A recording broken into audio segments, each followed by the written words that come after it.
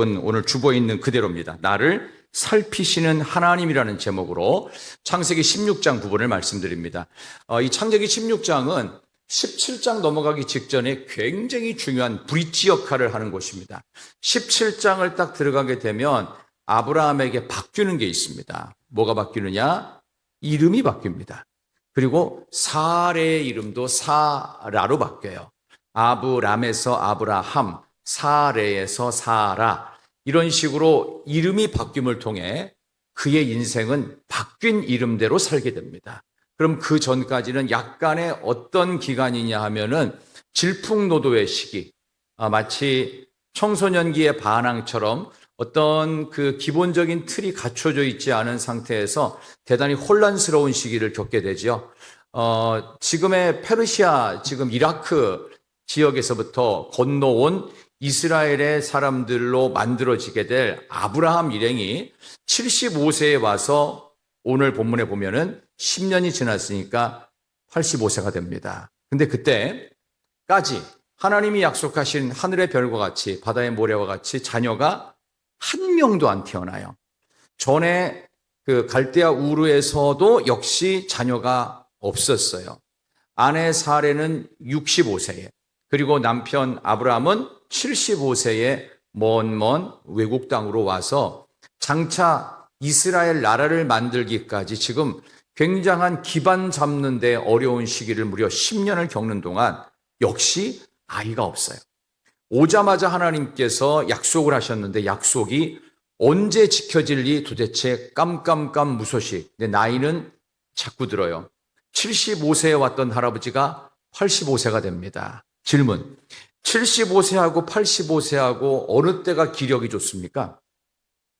몇 살이 좋아요? 75세가 좋죠. 그렇죠? 그러니까 오늘 장로님 기도를 하셨는데 앞으로 10년 후에 기도하시면 지금보다 조금 기력이 약해질 수 있으니 기도를 많이 하셔야 된다. 이 얘기를 하면서 아니 10년이나 지났는데 특히 여자는 65세가 아기 낳을 수 있어요? 75세가 아기 낳기 편해요? 둘 다 좀 애매하죠. 근데 75세가 더 힘들잖아요. 근데 아기도 못 낳고 이러니까 이게 이제 복잡해지는 거예요. 하나님이 과연 있나? 부터 시작해가지고 아니 여기 왜 온 거지? 애도 하나 못 낳고 이게 이렇게 늙어 죽는 거 아닌가? 아니 늙어 죽으면은 나를 땅에 묻어줄 뭐 자식이라도 있어야 되는데 뭐 이건 없어요. 그냥 늙은 종 하나 있는 거 말고는 이거 뭐 그냥 돈 주고 누구 사서 나를 묻으라고 해야 되나? 하여간 머리가 복잡해지고 마음이 불안하고 게다가 하나님은 오자마자 약속을 했는데 10년 전의 약속은 하늘의 별, 뭐 별이 있어야 따든지 하지요. 바닷가에 모래, 도대체 모래가 어디 있어요 도대체. 그런 막막한 상황에서 아내였던 사레가 머리를 씁니다. 머리를 쓰는 게 뭘까요? 이러다가 가정이 풍비박산이 나겠다. 왜 풍비박산이냐면 우리 젊은이들한테 말씀을 드릴게요. 이스라엘 사람들의 결혼은요, 결혼을 하는 것으로 완전한 결혼이 되는 건가요? 그냥 아무렇게나 생각해 보세요. 결혼을 그냥 하면, 남자와 여자가 만나서 결혼을 하면 그걸로 결혼이 끝날까요? 이스라엘의 결혼은 그렇지 않아요. 남녀가 만나서 일단 결혼을 하면, 결혼식이 올려지면 반드시 자녀가 태어나야 결혼이 완성돼요. 그러니까 우리가 생각하는 결혼하고 달라요. 반드시 자녀가 있어야 된다. 그렇다면 결혼의 진짜 목적은 뭐냐면 아버지가 되고 어머니가 되는 거예요. 그게 결혼의 완성이다. 둘만 행복하게 살겠다? 아니에요. 그건 결혼이 아니에요. 그거는 뭐냐? 즐거움 때문에 사는 거예요. 결혼은 경건한 자손을 만들기 위해서 말라기에 기록된 그대로 경건한 자손을 위해서 만들어진, 그래서 결혼의 목적은 사랑이 아니라 거룩입니다. 왜? 자녀도 거룩한 자녀가 되는 거. 그러니까 결혼의 의미는 단순하지가 않아요. 남녀가 좋으니까, 인기 있는 사람, 서로 좋아하는 사람이 마음에 끌려가지고 헤어지기 싫으니까 결혼하는 게 아니고, 결혼을 하는 그 순간부터 모든 게 현실이 됩니다. 옛날에 로맨스보다는 현실의 무게감이 어마어마하게 커집니다. 우리 어른들 늙는 거 보세요. 우리 젊은이들 보세요. 왜 늙는 줄 알아요? 결혼이 너무 무게가 크기 때문에 그런 거야. 결혼이 보통 일이 아니에요. 애기 낳고 키우는 거. 근데 애기 낳고 키워 여러분처럼 멋있는 애가 나오는 거야. 그러니까 이스라엘의 결혼도 그런 개념이에요. 그러니까 사례가 걱정이 되는 거야. 아, 자식이 없으면 이 결혼 무효야 할 정도로 자녀가 없는 여자는요, 저주받았다라는 얘기가 할 정도로 너는 결혼을 완성시키지 못했어. 그러니까 그때 사람들이 했던 편법이 하나 있습니다. 죄송한데 여기 강대상 에어컨 좀 켜주세요. 하나 편법이 있는데 그게 뭐냐? 고대 사회에서는 어쩔 수 없이 불임인 아내와 불임인 남자를 위해서 이제 또 다른 여자가 들어오는 일이 있었습니다. 그래서 대리모를 통한 출산이 그 당시에는 관례화가 돼 있었어요. 그런데 이 아브라함과 사레 사이에는 또 다른 젊은 여자가 하나 끼어 있었습니다. 그게 누굴까요? 오늘의 이 불화의 불씨를 만드는 또 한 외쿵 여자가 있어요. 자, 16장 1절 볼까요? 자, 16장 1절 한번 다시 보겠습니다. 자, 16장 1절 아브라함의 아내 시작. 그에게는 한 여종이 있으니 애굽 사람이요 이름은 하갈이라. 아멘. 애굽 여자가 하나 오게 되는데 이 여자가 갑자기 등장했는데 갑자기일까요? 어딘가에서 끼어들었을까요? 그냥 상상을 해보세요. 어딘가에서 끼어들었을까요? 아니면 갑자기 나왔을까요? 어딘가에서 끼어든 거예요. 성경의 우연은 단 한순간도 없고 여러분의 인생에 우연은 없어요. 아까 여러분들의 자녀들이 여기 앞에서 찬양하신 분들이 있거든요. 우리 부모님들이 보기에 자녀들이 정말 영화 속에서 나오는 정말 말 잘 듣고 공부 잘하고 착하고 엄마 아빠 말에는 불순종 한 번도 없는 그런 아이들이죠. 전부 다. 그죠?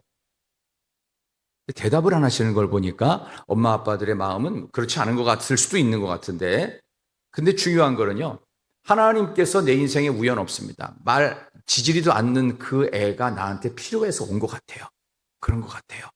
저희 애들은 그래도 말은 잘 듣는다고 본인들이 그러더라고요. 그러니까 저희들은 잘 모르겠어요. 근데 아주 독특한 하나님의 필연적 역사가 우연처럼 펼쳐지지만 여기 나오는 이 하갈이라고 하는 여인이 그냥 온 게 아니에요. 그때 갑자기 가나안 땅에 기근이 들었습니다. 가나안에 온 지 얼마 안 돼서. 그러니까 아브라함 일행이 어디로 내려가요? 애굽으로 내려갑니다. 애굽에는 나일강의 범람으로 항상 비옥해. 거기에는 식량이 있다 해서 잠깐 가 있는 동안 사레가 너무 이쁜 거예요. 너무 이쁜. 누가 봐도 이쁜 얼굴이 딱 있어요. 그래서 이 사레 때문에 남편이었던 아브라함은 걱정이 생겼어요. 그리고 나서 애굽으로 들어가기 직전에 말하는 거예요. 여보, 당신이 워낙 예쁘니까 혹시라도 외국이잖아요. 여기 또 다른 외국이잖아요. 외국에 가면 혹시라도 나를 해할지도 모르니 잠깐이라도 당신을 나의 누이라고, 여동생이라고 합시다. 그러니까 또 사레도 그렇게 하자고 또 해요. 하여간 이상한 부부야. 하여간 이상한 부부예요. 아브라함과 사레는. 그래서 거기서 있는데 갑자기 하나님께서 꿈에 바로 왕을 갖다가 강하게 이상한 꿈을 꿔가지고 불안감을 만들어가지고 왜 남의 아내를 취하려고 하느냐. 그래서 밤잠을 못 이루는 바로가 결국은 이 여자를 보내면서 그때 돈을 많이 보냅니다. 그때 같이 왔을 가능성이 제일 높아요.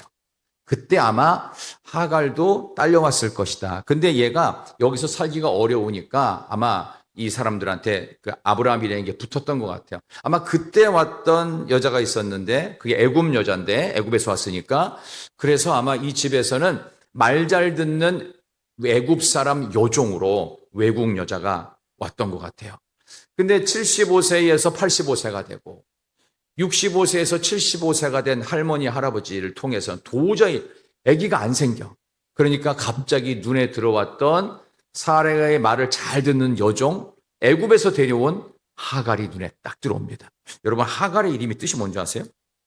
하갈이라는 여자 이름의 뜻 참 독특해요. 도피하다, 버려지다, 이주하다, 도망치다. 그러니까 이름 자체가 이상해.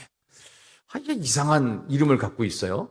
도피하고 이주하고 숨고 이런 마치 버려진 듯한 이름을 갖고 있는 여자 하갈. 아마 애굽에 있을 때도 이 여자는 굉장히 불쌍한 인생을 살고 있었을 것 같아요. 부모가 그런 이름을 짓기가 쉽지 않은데 너는 도피했어, 버려졌어, 도망쳤어.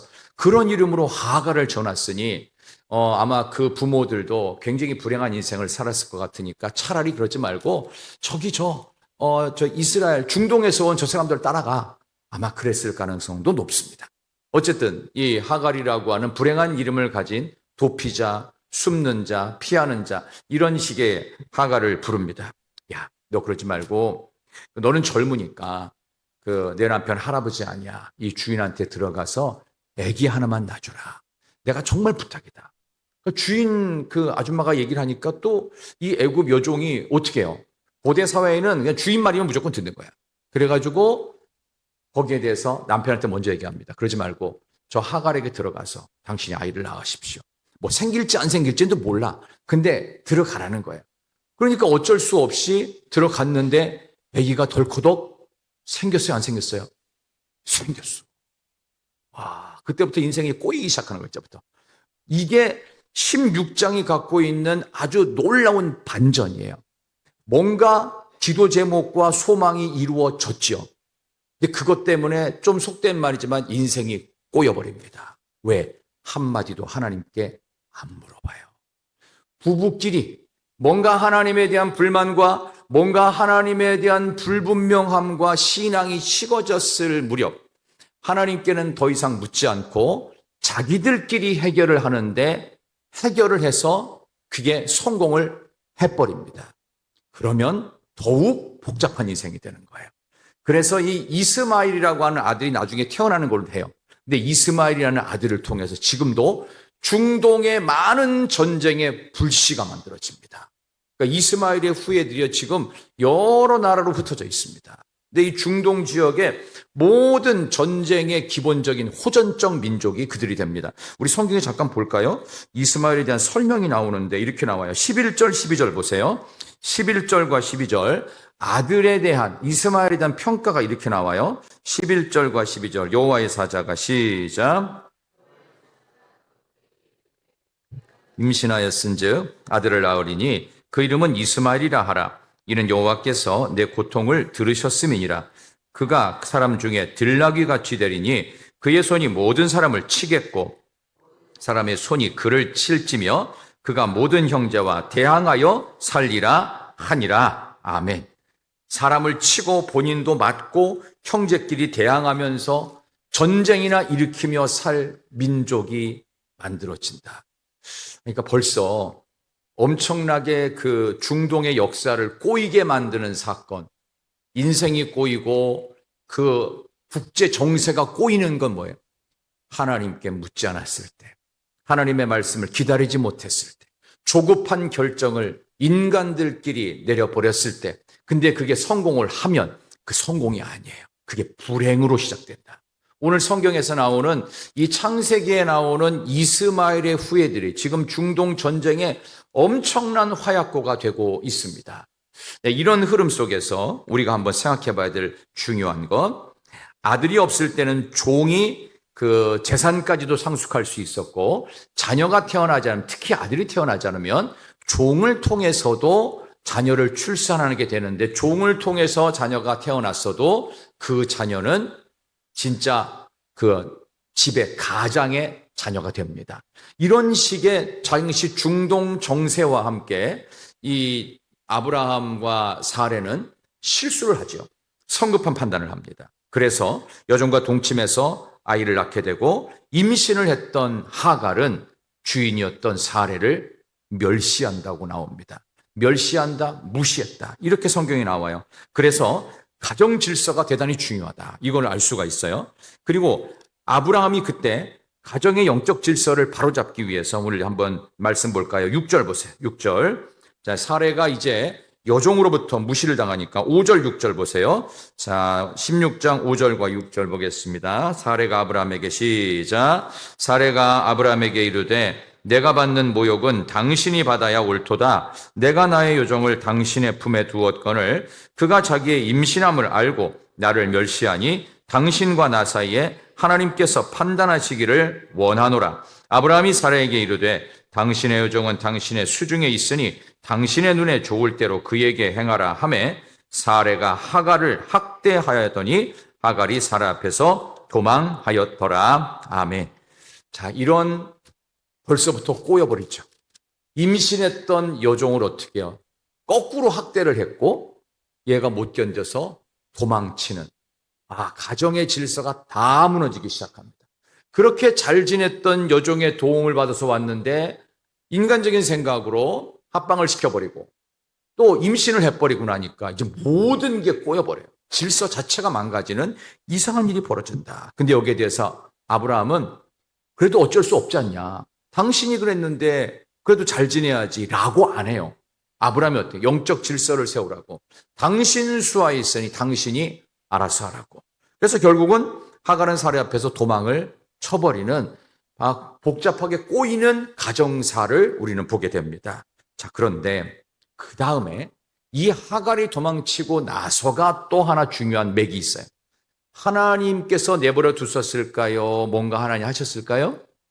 하나님이 뭔가를 하십니다. 그래서 하갈을 다시 부르십니다. 자, 한번 8절 볼까요? 8절. 이르되 사레의 여종. 18절 다 같이 시작. 이르되 사레의 여종 하갈아, 내가 어디서 왔으며 어디로 가느냐? 그가 이르되 나는 내 여주인 사레를 피하여 도망하나이다. 그 다음에 9절 시작. 여호와의 사자가 그에게 이르되 내 여주인에게로 돌아가서 그 수하에 복종하라. 아멘. 자, 하나님의 말씀은 뭐예요? 도망쳐서 못 살겠다고 도망쳤는데 어떻게 하라는 거예요? 다시 주인이었던 사라의 품에 가서 복종을 하랍니다. 학대받아서 나왔는데 그래서 못 견뎌서 도망쳤는데 어떻게 하라는 거예요? 거꾸로 다시 들어가래요. 이게 뭘 말하는 걸까요? 힘든 시간을 버티라는 거죠. 왜? 질서. 그래서 하나님은 그 뒤에 또 다른 은혜를 베푸세요. 어떤 은혜를 베푸시냐? 10절 보세요. 10절 다 같이 여호와의 사자가 시작. 여호와의 사자가 또 그에게 이르되 내가 내 씨를 크게 번성하여 그 수가 많아 셀 수 없게 하리라. 아멘. 이 말 때문에 이 하갈은 위로를 받습니다. 셀 수 없이 많을 정도로 너를 통해 민족이 만들어질 것이다. 그 말을 듣고서는 이제는 한 나라의 국모가 된다는 거 아니에요.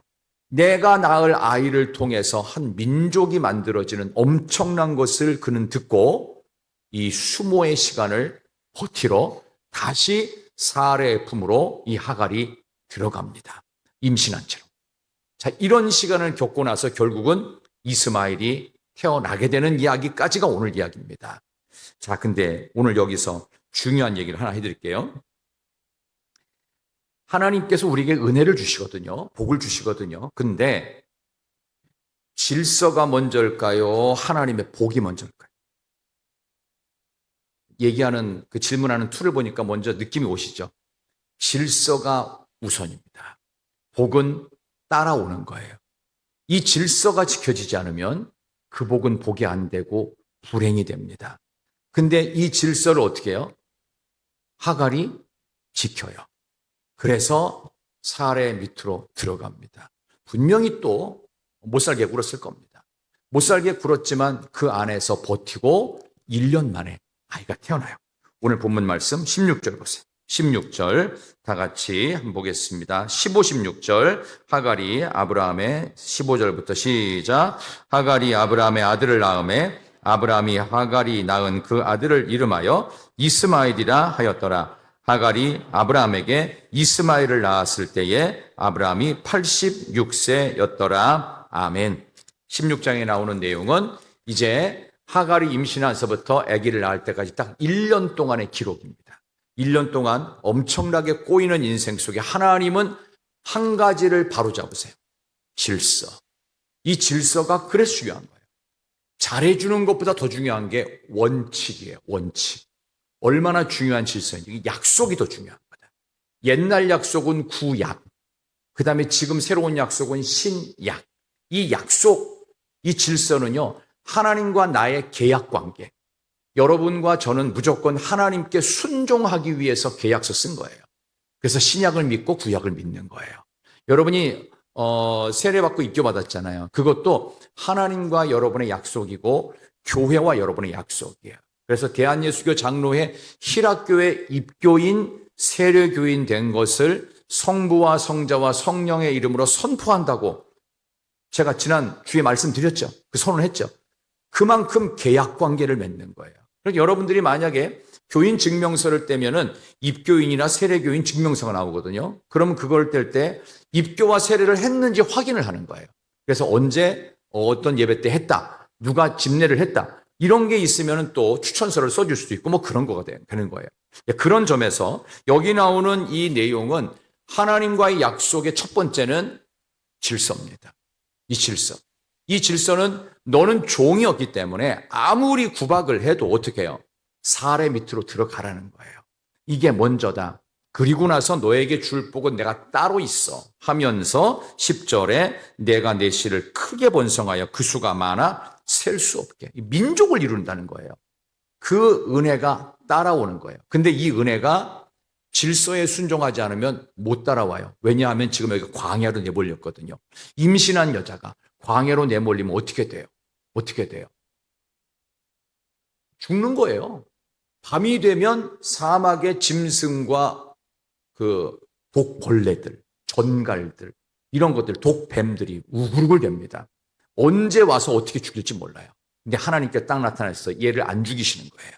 하가를 안 죽이고 얘를 살리기 위해서 질서를 말씀하시고 축복을 말씀하세요. 순서는 항상 질서, 그 다음에 복이에요. 그래서 교회도 마찬가지입니다. 영적 질서가 있습니다. 약속이 있어요. 이 약속 안 지키면 안 돼요. 제일 쉽게 여러분 우리 지난주에 우리 중고등부와 그 학생들 입교 세례 받고 청년 한 명 입교한 거 보셨죠? 그게 뭐예요? 하나님과 약속이에요. 근데 거기에 제일 중요한 의무가 있어요. 공예배 참석 의무. 그다음에 또 하나가 있었지. 지난주에 입교 받은 공예배 참석 의무하고 또 뭐 하나 뭐 있었어? 공예배 참석 의무, 세례교인의 의무, 공예배 참석하고 또 하나 11조 떼먹으면 안 된다고 그랬잖아. 그죠? 공예배는 그랬어요. 공예배는 주일 예배 한 번이라고 그랬어요? 아니면 새벽 예배를 포함한 전부 다라고 그랬어요? 전부 다라고 그랬지. 동원 씨 말 잘하네. 전부 다예요. 이 약속 지켜요? 지켜요, 안 지켜요? 안 지키는 분도 많아요. 할 말이 없는 거예요. 입을 열지 마세요. 하나님과 약속 안 지키면서, 이것도 안 지키면서, 세례교인의 기본도 안 지키면서, 왜 입을 여냐고요? 질서 없이는 복 없다. 근데 질서 없이도 복을 얘기하면 그 교회 이상한 교회, 어려워지는 교회입니다.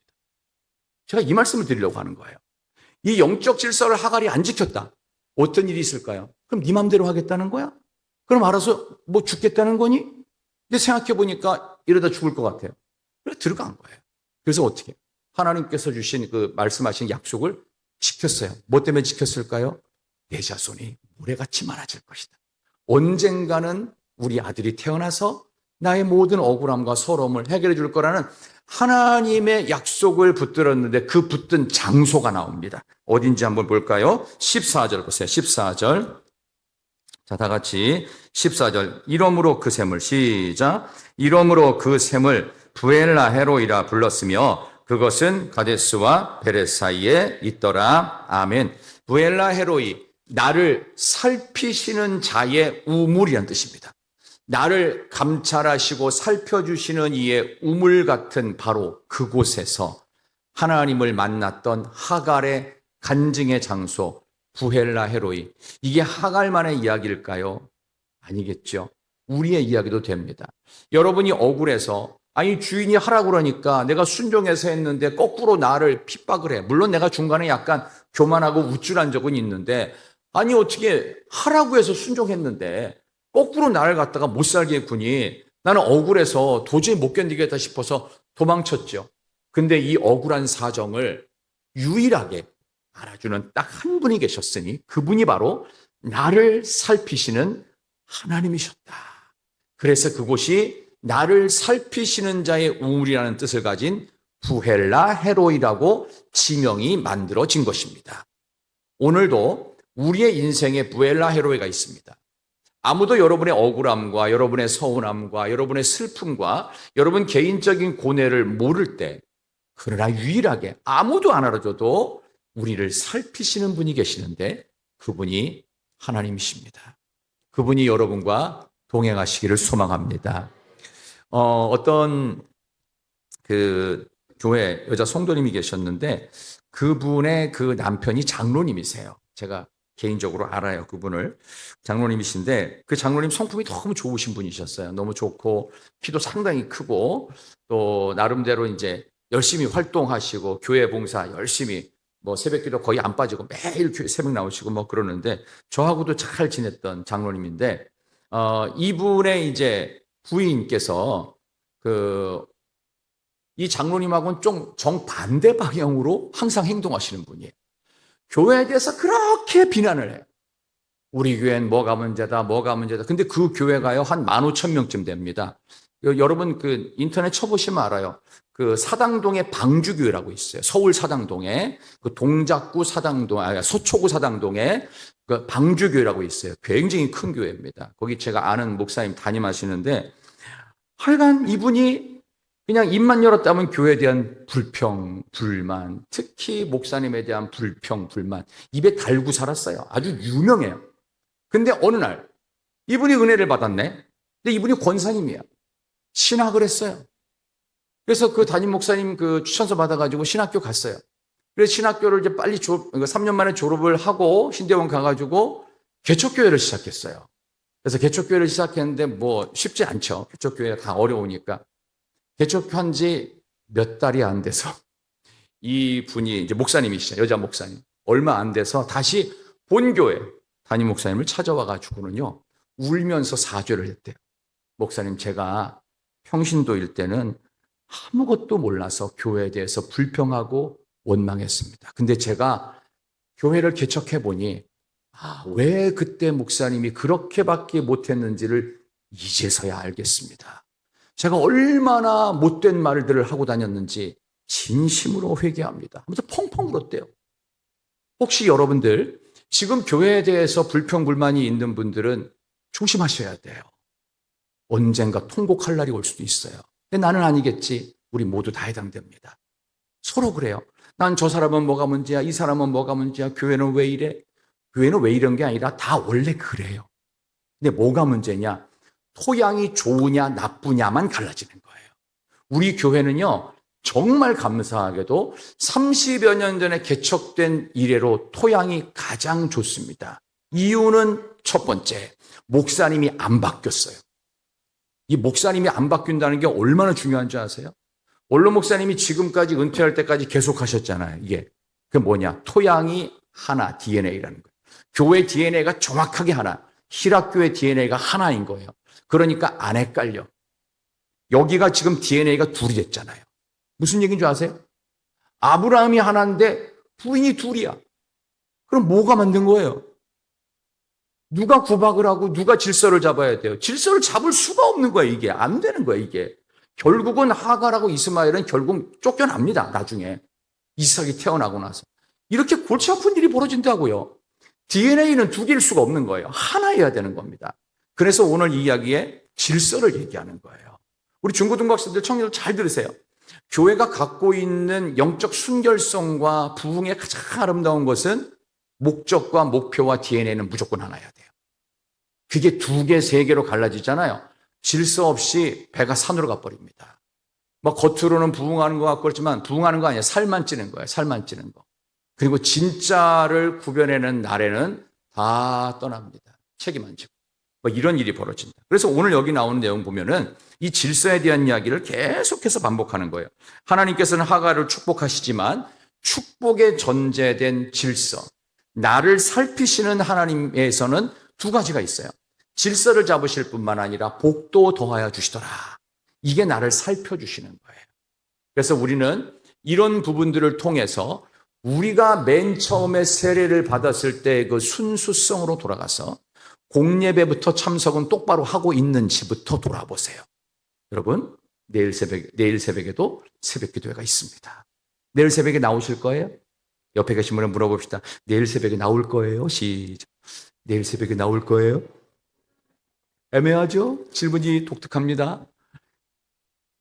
자신 있게 대답을 당연하죠 라고 대답을 못하는 이유는 그동안 다 순종보다는 불순종의 영역들이 생각보다 많았다는 뜻입니다. 뭐부터? 세례 교인의 의무부터 적당히 왜 딴 직분 맡으면서 불평하는 이유는 뭐예요? 그렇게 해도 된다라고 하는 착각. 앞으로 우리는 창세기 16장에 나오는 질서를 전제로 한 축복을 받았던 감찰하시는 하나님께서 여러분도 감찰하시고 여러분의 삶의 영역에도 부엘라 헤로이를 두셔서 질서 가운데 아름다운 복을 겸하여 주시는 그 은혜가 있기를 소망합니다. 물론 내일 안 나온다고 제가 여러분께 저주를 하진 않습니다. 절대로 저는 그런 사람은 아닙니다. 그러나 지킬 질서는 지켜야 된다. 오늘 여기 중고등부 아이들 나와가지고 그걸 가르쳤단 말이에요. 내일 새벽에 와서 봐. 누가 안 나오는지. 그걸 보면 정확히 알 수 있다? 진짜다? 그런 걸 통해서 새벽기도 안 나오시는 분 장로 찍어주지 마. 뭐 이런 거예요. 기본이야, 기본. 기본이 안 되고 질서가 안 되는데 딴 얘기를 왜 하냐고요. 말이 안 되잖아요. 신호등 신호 안 지키고 마음대로 가는데 어떻게 운전대를 맡기냐고요. 그렇죠? 음주운전 하지 말라는데 왜 술을 퍼먹냐고요. 말이 안 되죠. 어떤 연예인 보니까 얼마 전에 면허 정지되고 나서 또 그 클럽 갔다가 나오면서 지가 운전하고 뭐 이런 일들이 있잖아요. 그럼 어떻게 되겠냐고요. 본인만 그렇게 했어요. 옆에 안 좋은 영향력을 자꾸 미친다고요. 그러면서 자꾸 입을 열고.